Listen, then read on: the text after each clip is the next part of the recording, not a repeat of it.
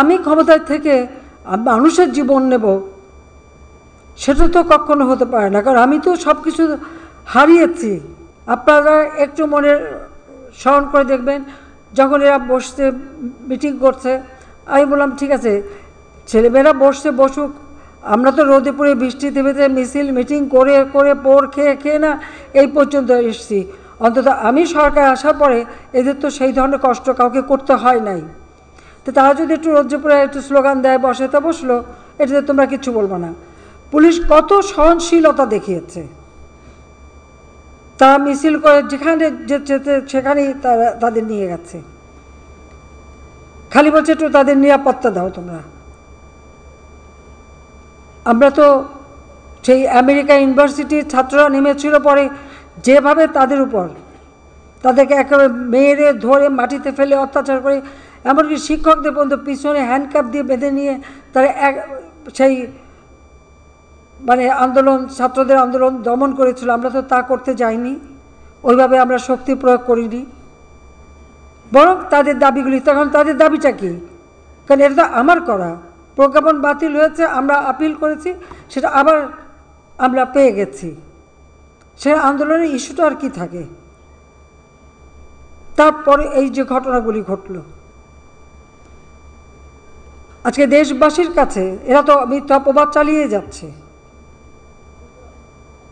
আমি ক্ষমতায় থেকে মানুষের জীবন নেব, সেটা তো কখনো হতে পারে না, কারণ আমি তো সব কিছু হারিয়েছি, আর আমার নিজের জীবনটাও তো আমি জানি। এরাই তো বারবার আমাকে হত্যার চেষ্টা করেছে, বারবার হত্যার চেষ্টা করেছে। এখন রাখে আল্লাহ, মারে কে? আল্লাহ বারবার আমাকে বাঁচিয়েছে। আমি সবসময় বলছি যে নিশ্চয়ই আল্লাহ কোনো কাজ আমাকে দিয়েছে, সেই কাজটুকু সম্পন্ন না হলে আল্লাহই আমাকে রক্ষা করবে। আবার সেই সাহস নিয়ে তো আমি কাজ করে গেছি। ওই রকম গ্রেনেড হামলা বা ওই রকম বিশাল বোমা, সরাসরি গুলি, এটা দেখার পরে কতজন নামতে পারে? আমি তো কখনো ভয়ও পাইনি, পরোয়া করিনি যে আমাকে এই দেশের মানুষের জন্য কাজ করতে হবে, মানুষের জীবনমান উন্নত করতে হবে, এবং আমি দাবি করতে পারি সেটা করেছি। এমনকি যেটা আমি লক্ষ্য স্থির করেছিলাম 2021 সালের মধ্যে বাংলাদেশকে একটা জায়গায় নিয়ে আসবো, আমরা বাংলাদেশকে উন্নয়নশীল দেশের মর্যাদা এনে দিয়েছি। আজকে সারা বিশ্বব্যাপী বাংলাদেশের যে ভাবমূর্তিটা, এই মিথ্যা অপপ্রচার চালিয়ে চালিয়ে আর এই সমস্ত জঙ্গিবাদী ঘটনা ঘটিয়ে আজকে সেই মান সম্মান সব নষ্ট করে দিচ্ছে। তো এটা বিচার আমি জনগণের কাছেই দিচ্ছি,